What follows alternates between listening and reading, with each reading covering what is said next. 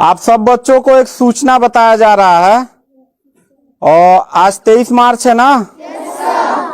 तो भारत सरकार का तुगलकी फरमान जारी हुआ है कि आप सब बच्चों का विद्यालय फिर बंद किया जा रहा है क्योंकि कोरोना बढ़ रहा है।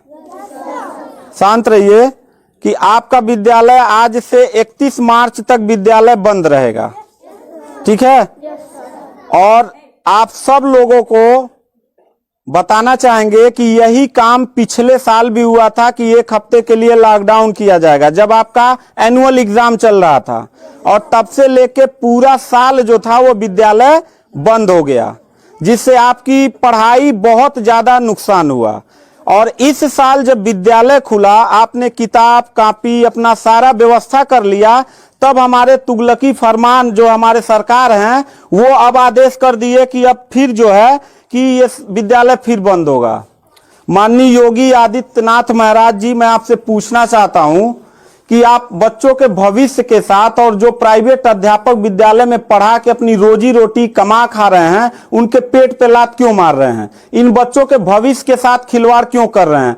ठीक है, कोरोना अगर बढ़ रहा है, विद्यालय बंद था, पूरे साल में किसी एक अध्यापक ने, किसी एक प्रबंधक ने कभी भी विद्यालय खोलने के लिए कोई धरना प्रदर्शन नहीं किया और हम लोगों ने पूरा सपोर्ट किया। लेकिन बीच में अगर कोरोना फैल रहा है तो मैं आपसे पूछना चाहूंगा कि जब गोरखपुर महोत्सव आप करा रहे थे तब कोरोना फैल नहीं रहा था। जब आप आके यहाँ पे इलाहाबाद के प्रयागराज में कुंभ का मेला लगवा रहे थे तब कोरोना नहीं फैल रहा था, जहां पे करोड़ों लोग स्नान करने गए। और अभी हरिद्वार में महाकुंभ का आयोजन आप करवा रहे हैं तब कोरोना नहीं फैल रहा है। बिहार में चुनाव हो रहा है तब कोरोना नहीं फैल रहा है। और विद्यालय जो बच्चों का सबसे देश की रीढ़ की हड्डी होते हैं, जिनकी बुनियादी शिक्षा, प्रारंभिक शिक्षा आप बिल्कुल बर्बाद कर दिए हैं पिछले 2 साल से, और अब जाके फिर लॉकडाउन आप लगा रहे हैं।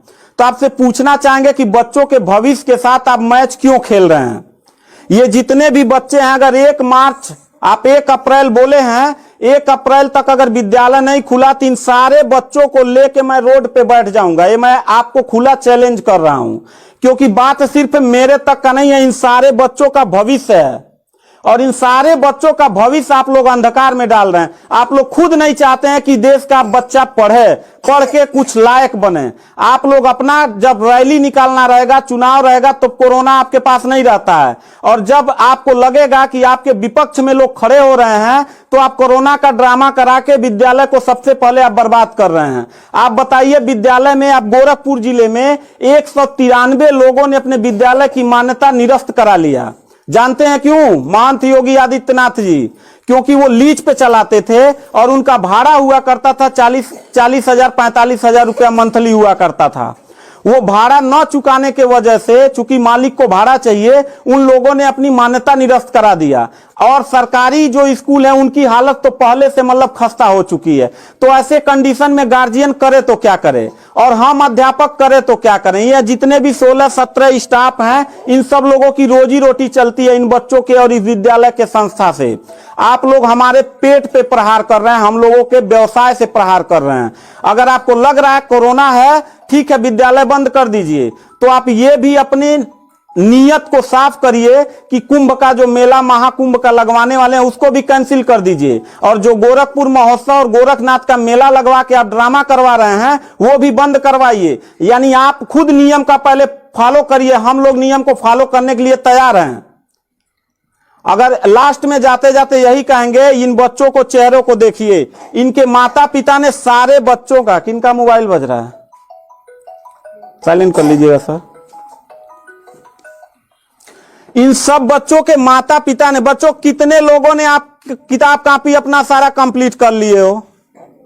पता है, एक एक बच्चों की किताब कॉपी 2-2 हजार रुपए की आती है। आप फिर लॉकडाउन लगा दिए, इनकी पूरी पढ़ाई बर्बाद हो गई। अब यानी आपने 1 हफ्ते का लगाया है, आपकी नीयत पे तो मुझे 100% विश्वास है ही नहीं है कि आप करोगे क्या। आप पूरे साल पढ़ाई बर्बाद करोगे। हाथ नीचे करिए। अब ये बच्चे करेंगे क्या? किताब लेकिन इनके गार्जियन करेंगे क्या? हम लोगों ने पूरा कोऑपरेट किया सरकार को। जितना दिन लॉकडाउन लगा था उतना दिन का मैंने पूरे सभी विद्यालय के लोगों ने शुल्क माफ कर दिया, क्योंकि गार्जियन के ऊपर कोई लोड न पड़े।